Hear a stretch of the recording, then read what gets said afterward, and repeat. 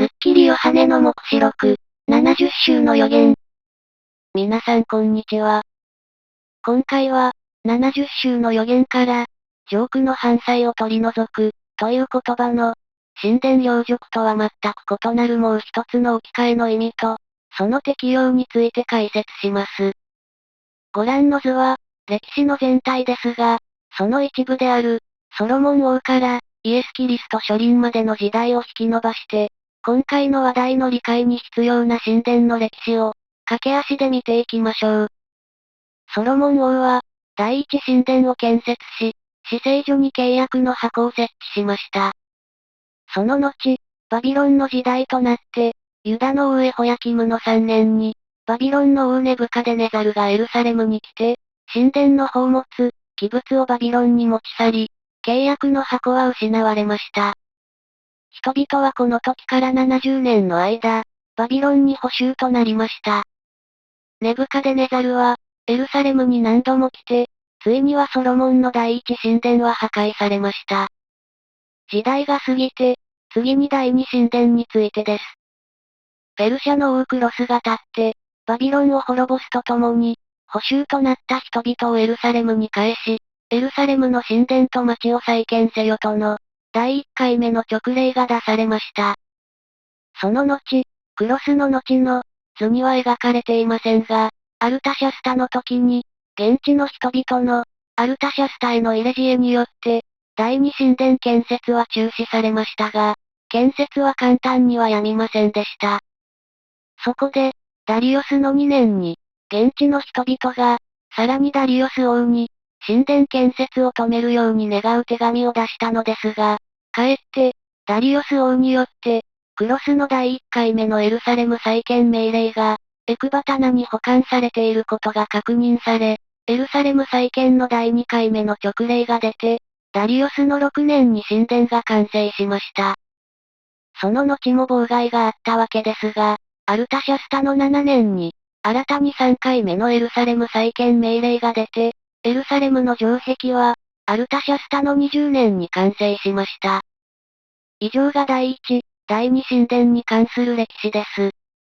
詳しくは、エズラ記とネヘミヤ記を参照ください。さて、ここからが本題の、イエス・キリストの初臨についての予言です。これは、このクロスの元年の約1年前の、ダリオスの元年に、御使いガブリエルが、預言者ダニエルのところに来て、エルサレムの再建について予言を与えた時のことです。すなわち私が祈りの言葉を述べていた時、私が初めに幻のうちに見た、かの人ガブリエルは、速やかに飛んできて、夕の供え物を捧げる頃、私に近づき、私に告げて言った。ダニエルよ、私は今あなたに、知恵と悟りを与えるために来ました。あなたが祈りを始めた時、御言葉が出たので、それをあなたに告げるために来たのです。あなたは大いに愛せられているものです。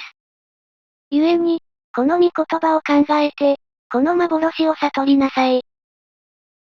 ここから、70週の予言が始まります。あなたの民と、あなたの聖なる町については、70週が定められています。これは咎を終わらせ、罪に終わりを告げ、不義をあがない、永遠の義をもたらし、幻と預言者を封じ、意図聖なるものに油を注ぐためです。それゆえ、エルサレムを立て直せという命令が出てから、メシアなる一人の君が来るまで、7週と62週あることを知り、かつ悟りなさい。その間に、しかも不安な時代に、エルサレムは広場と街路と思って、立て直されるでしょう。その62週の後に、メシアは立たれるでしょう。ただし自分のためにではありません。70週の予言にはまだ、続きがあるのですが、まず、この部分を整理してみましょう。70週の週とは、具体的には、7という数字のことで、この場合には7年を意味します。そこで、70週は、70×7、イコール490年ということになります。その初めの7週と62週、つまり69週で、メシア、キリスト、が来るということになります。全体の70周を描いてみると、図のような長さになります。それで、これをどこに配置するかですが、69週でメシアが来るので、キリストが30歳の頃、公にご自身を表された、交渉外の開始の年である、西暦26年に合わせると、ここになります。すると、エルサレムを立て直せという命令とは、アルタシャスタによる3回目の勅令に、正確に一致している、ということがわかります。この勅令によって城壁が完成し、各種妨害による不安の中で、町が整備されるという予言とも合致しています。このように、イエス・キリストの書輪は、ダニエル書にその時期が正確に予言されていたわけです。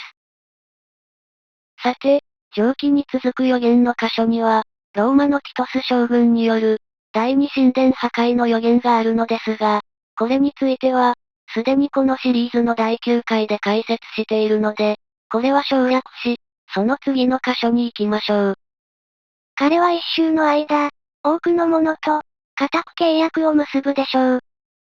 そして彼はその週の半ばに、犠牲と供え物とを拝するでしょう。この箇所の彼が誰なのかは、非常に重要なので、少し詳しく見てみましょう。彼は代名詞ですから、この箇所の前に出てきた、誰かを指していることは明らかです。そこで、どの範囲に出てきた彼を探せばよいかを見てみると、詳細は長くなるので、省略しますが、9章は他と独立した内容であり、9章の範囲を調べればよいということが、すぐにわかります。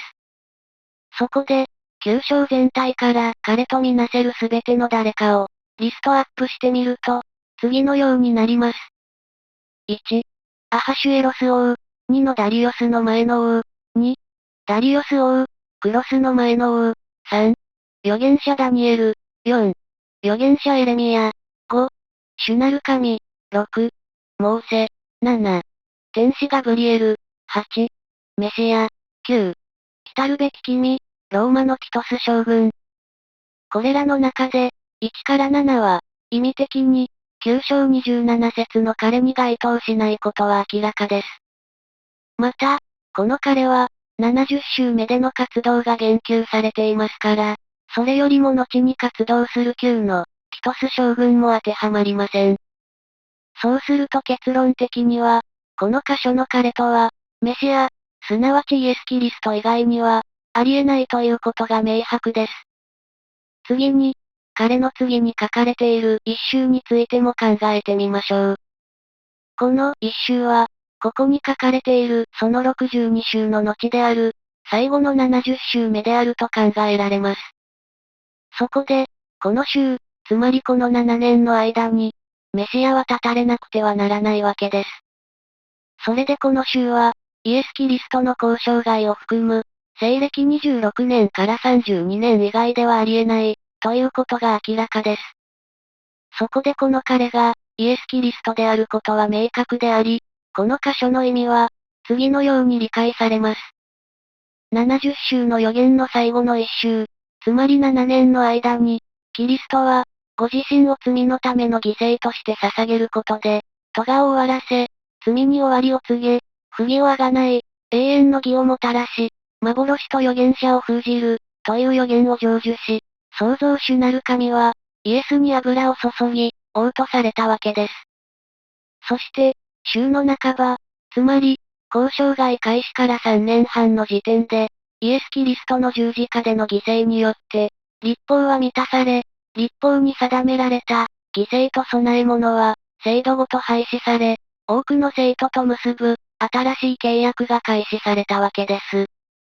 そこで、上句の犯罪を取り除く、という言葉は、神殿領辱、の意味で使われるだけではなく、イエス・キリストの書輪、という、全く異なる置き換えの意味をも持つ、ということになるわけです。